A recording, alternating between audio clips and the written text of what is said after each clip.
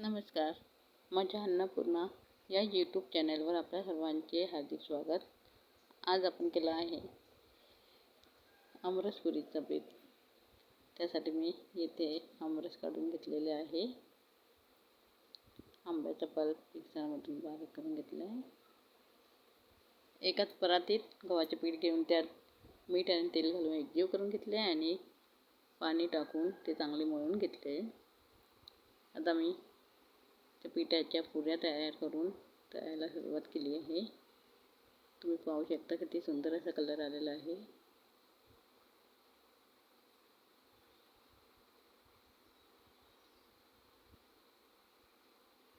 अशा प्रकारे माझ्या सगळ्या पुऱ्या तळून झालेल्या आहेत. आता आपण आमरसपुरीची डिश तयार करणार आहोत.